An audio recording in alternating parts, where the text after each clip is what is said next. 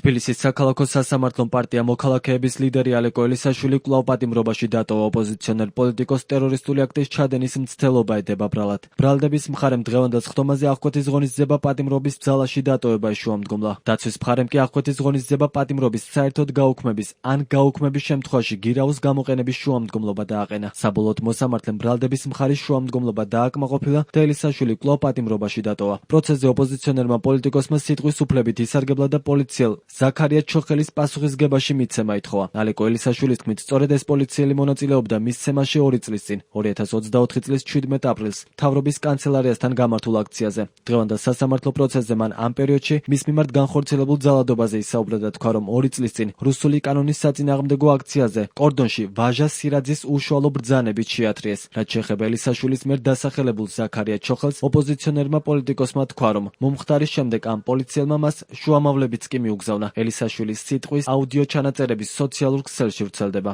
2 წელი გავიდა. თავპირი დამალეცეს დღისით ვიდეო კამერების წინ. სამთავრობო შენობის გარშემო არის 4000 კამერა. ერთ-ერთი მათგანი და მე მინდა თქვა ჟურნალისტებს. სახეზე ჩანს პოლიციელი ზაქარია ჩოხელი. ხაშურის პოლიციის უფროსის მოადგილე იყო და იმ დროს, როდესაც მე მირცხავდა დღისით ვიდეო კამერების წინ იყო კრიმინალური პოლიციის ერთ-ერთი განყოფილების თანამშრომელი. ფოტოები ვაჩვენე ამ ადამიანის, რომ ეს არის ზაქარია ჩოხელი. ის რომ ზაქარია ჩოხელი იყო, ამაში კიდევ რითი ვარ დაწუნებული. ერთი რომ Facebook-ი გააუქმა იმ დღესვე, როცა მე პრესკონფერენცია ვქონდა, თქვი ვინც იყო და მეორე გამომიგზავნა შუამავლები. შუამავლები გამომიგზავნა, ერთ-ერთი პოლიციელი მაღალჩინოსანი გამომიგზავნა და მითხრა, რომ ბიჭებსო რაღაცა შეეშალათ და ყურმარილი უნდა იკისრო. და კი შეუთვალე მე ის ქართლის ფეხი და გოჯის კანჭის ათმა წაიღოს, ხა არ ვიტყვი, სიტყვა მაგანა თქვა მე უცდელობებს არ ვიტყვი. ეხლა მაკითხოთ მე 2 წელი გავიდა.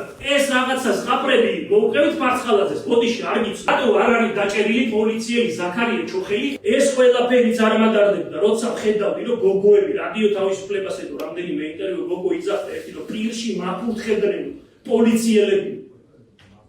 და ისე შემეშინდა, რომ ჩავიციო, სახე ქონდა დაფარული. ანის უნდა გამეკეთებინა, რაც ვერ გავაკეთე უფროსორი. არ მეშინია იმის. კიდე ტერორისტი მეძახი, კიდე რაცინდა მეძახი. ალეკო ელისაშვილის თქმით, ხელისუფლება, რომელმაც ხალხს თავპირი დაულეცა, ახლა დიალოგზე საუბრობს. ასე გამოეხმაურა ოპოზიციონერი პოლიტიკოსი ქართული ოცნების საპატიო თავმჯდომარის ბიძინა ივანიშვილის შვილის, ცოტნე ივანიშვილის განცხადებას დიალოგის დაწყებასთან დაკავშირებით. პოლიტიკოსის განცხადებით, რუსეთი პოზიციებს კარგავს როგორც უკრაინაში, ისე მეზობელ რეგიონებში, რაც მისი თქმით, ქართული ოცნების ხელისუფლებაზე პირდაპირ აისახება და ეს ბიძინა ივანიშვილმა კარგად იცის. ელისაშვილი ფიქრობს, რომ სწორედ ამას უკავშირდება ცოტნე ივანიშვილის განცხადება. რუსეთი მარცხდება ყველგან, ეს საძაგელი ქვეყანა, ჩვენი ჩაგვრილი ქვეყანა, პირველ რიგში ვენაცვალები მე უკრაინელებს, ისინი ომის ველზე ამარცხებენ. და გრძნობს ბიძინა ივანიშვილზე, ნამუსი არ არის და ეს ქვეყანა არ უყვარს, თორე იმპულსები აქვს იმის დედავათი. ბოდიში. იმპულსი გაინახა უკრაინაში გაიჭედა რუსეთი, ვენესუელაში მარცხდება, ირანში მარცხდება, უნგრეთში დამარცხდა, აზერბაიჯანში დამარცხდა, სომხეთში მარცხდება და აქაც მარცხდება. ზუსტად ჩვენ ვამარცხებთ აქ რუსებსაც, ივანიშვილსაც და რასაკეთებს ივანიშვილი 2 წელია იმ უფლისწულმა ვერ დაინახა, აქ რო ხალხს შეგრავე? 2 წელია ვერ დაინახა, იმა რა ქვია, ცოტანე რა ქვია ივანიშვილმა დიალოგი ეხლა გაახსენდა და აქაც უკი რომ მიუღებელია, ეხლა დაინახა თავპირი როა ხალხს დალეწიო. ასობით ადამიანს და ციხეებში რომ გოგოია ჩვიდე მეცნის ბიჭები რო არის ვაშკაცები მაგათ ვენაცვალეს პატარა ბიჭები რო არ გახდეთ საფითაოდ ვენაცვალე მე მაგათ კაცობაშიც და ზიანმაღლობელი არის ისტორია უკვე მოსიარული პოლიციელებმა და მოსამართლებმა კითხა პროკურორებმა თქვენთან რო დაბერდები რა გააკეთეთ ამ ქვეყნისთვის ზიანმაღლობელი არის მოსიარული ისტორია ლეგენდა ერთი თავია ამ ქვეყნის და ის პატარა ბიჭები არიან ერთი თავი დაწერეს თავის გაუტეხლობით ივანიშვილი გვეხმარება რომ კარგი ქვეყანა ავაშენოთ. მაგრამ ივანიშვილი ვეღარ შეძლებს ამას, მაგისთვისაც ერთი მას დაუჯავშნით კონკას ჩემს გვერდზე. ალეკო ელისაშვილი მიიჩნევს, რომ გუშინ კობახიძისა და მდინარაძის გუნდი რეალურად ძალაუფლებისგან ჩამოაშორეს. მისი თქმით, ამის დამადასტურებელია სწორედ მამუკა მდინარაძის სუსის ხელმძღვანელის თანამდებობიდან გათავისუფლება.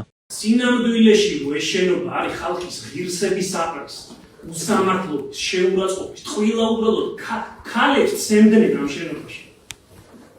და მე ვიძახე, რომ ესენი ქალები არ არიან. ჩემ ამბავსაც გეტყვი და თქვენთან კითხვა მეკრება ზუსტად ჩემთან დაკავშირებით. რამდენჯერმე როგორ მომეცნენ და თქვენ ფიქრობთ, რომ ეს უნდა გადამეხალება და ესე მეცხოვრა. ხო ეს უნდა ჩამეყლაპა ხალხს როგორც ექცევით. ხვილა უბრალოდ რო ქალების ხედავ ციხეში. მოტრიალდა ეს ამბავი. ვაი იმათ ვინც ამას ჩადიოდა. მოსამართიან პროკურორიან მანდატურიან და დადგარით რომ ეხლა ნახავენ ეგ ადამიანები ბიძინან იოანიშვილს ადამიანო არ აგარდეთ დედამიწაზე თავისი ოჯახის და თავის უსაფრთხოებს. ციხიდან გაციებით უკეთ ჩანს რომ გუშინ დასვავდნენ დინარაძეს და თავის კომპრომატებს აი ესე რეტროსპექტიულად გადაათვალიერებინებდნენ და ეთქოდნენ რომ აბა ეხლა აიბარგეთ და ერთმანეთ გუშინ რეალურად მოხდა რეალური ძალაუფლებისგან მაგათი გუნდის ჩამოშორება. ბიძინა იოანიშვილი აწმენს მაგათ ხელებს. ოპოზიციონერ პოლიტიკოს ტერორისტული აქტის მცდელობას ედავებიან გამოძიების მტკიცებით მან სასამართლოს შენობის დაწვას სცადა და ამ მიზნით გასული წლის 29 ნოემბერს დილას შენობასთან მივიდა ცეცხლსასროლი იარაღით საბრძოლო მასალითა და ტერორისტული აქტის განხორციელებისთვის საჭირო ნივთებით შეიარაღებული. ალი კველისაშვილი მუხლის კვალიფიკაციას ტერორიზმს არ ეთანხმება. მისი ადვოკატის განცხადებით დანაშაული, რასაც ალი კველისაშვილს ედავებიან, არ მომხდარა. მისი თქმით ელისაშვილი პოლიტიკური დევნის და პირადი შურისძიების მსხვერპლი პოლიტიკოსია. პარტია მოქალაქეების ლიდერს 10-დან 15 წლამდე პატიმრობა ემუქრება.